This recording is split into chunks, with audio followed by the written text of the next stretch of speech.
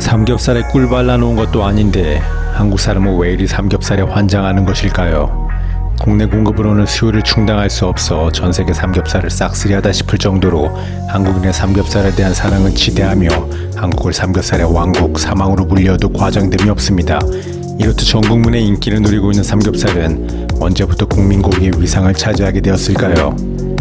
지금은 삼겹살을 위시하여 목살, 항정살, 갈매기살 등등 돼지고기가 큰 사랑을 받고 있으나 조선시대에는 고기로 쳐주지도 않았다고 합니다.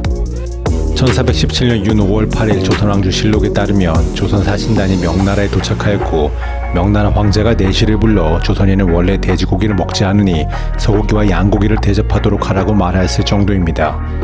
소는 농경국가인 조선에서는 반드시 필요한 동물이고 개 또한 집을 지키는 역할을 하여 수요가 있었으나 돼지의 경우 딱히 용도가 없어 사육하는 경우가 적었고 덕분에 가격도 소고기보다 2배 이상 비쌌다고 합니다. 삼겹살이 삼겹살로 불리게 된 것은 의외로 얼마 되지 않았습니다. 삼겹살에 관한 최초 기록은 1931년 출판된 최초 근대식 한국 요리책인 조선요리제법이며 삼겹살은 배에 있는 고기로 돈육 중에 제일 맛있는 고기라는 내용으로 언급되어 있습니다. 겹을 쓸 때는 한 겹, 두 겹, 세 겹이라 표현하지 1겹, 2겹, 3겹이라고는 쓰지 않기에 삼겹살은 어법상 어색한 표현입니다.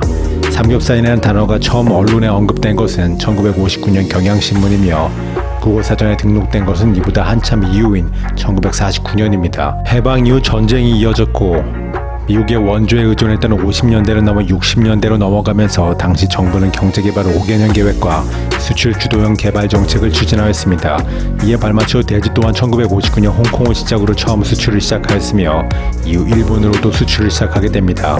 삼겹살이 한국에서 돼지고기의 왕자가 된 이유에 대해 최근 들어 가장 유명한 썰은 TVN 예능 프로그램 알쓸 신잡에서의 마칼럼니스트 황교익 씨의 의견으로 1960에서 70년대 일본의 돼지고기 수요가 증가하여 한국에서 수입하게 되었고 일본인이 선호하는 부위인 안심, 등심 위주로 수출이 되어 남는 부위인 삼겹살, 족발 등이 처치 곤란으로 인해 국내 시장에 덩어리로 퍼지면서 싼 맛에 먹다 보니 이골이 나서 계속 먹게 되었다는 주장입니다. 일본에 수출한 돼지고기는 국내 돼지고기 생산량의 3% 미만이며 전체 수출량 기준에서도 10% 미만으로 삼겹살이 덩어리로 남아돌 만큼의 수준에 미치지 못합니다. 더불어 돼지고기 수출의 유무와 물량 기준은 국내 돼지고기 가격에 따라 달라져 국내 가격이 오르면 일본 수출을 중단하여 국내 수급 조절과 가격 안정을 깨야 했기에 떨거지로 인해 삼겹살에 한국인이 환장한 이유로는 부족하여 보입니다. 돼지고기는 70년대 중반까지만 해도 여전히 선호하는 고기는 아니었습니다. 지금이야 냉장 및 유통시설이 좋아지고 양동기술도 발달하여 품질 좋은 고기를 쉽게 소비할 수 있으나 70년대까지만 하더라도 돼지고기를 먹고 식중독에 걸려 복통을 호소하는 경우가 다반사였습니다. 또한 돼지고기 특유의 잡내도 문제였습니다. 당시는 잔반을 이용하여 돼지를 키웠기에 냄새는 어찌할 수 없는 부분이었습니다. 이로 인해 제육볶음, 두루치기 등 향신료를 활용해 냄새를 잡아내는 조리법이 일반적이었고 지금같이 구이로는 먹기가 어려웠습니다. 한국인의 무한한 소고기 사랑으로 1976년 소고기 공급이 수요보다 크게 부족하게 되어 소고기 파동이 발생하게 됩니다. 이로 인해 대체 식료품인 닭고기와 돼지고기의 소비량이 급증하게 되고 정부 또한 소고기만 편애하는 수요를 돼지고기로 분산시키기 위해 양돈 산업을 육성하기 시작합니다. 기업의 양돈 농가가 생기면서 품질이 개량되고 보관, 유통, 사료 품질 역시 개선되어지면서 돼지고기의 상태가 매우 좋아지게 됩니다.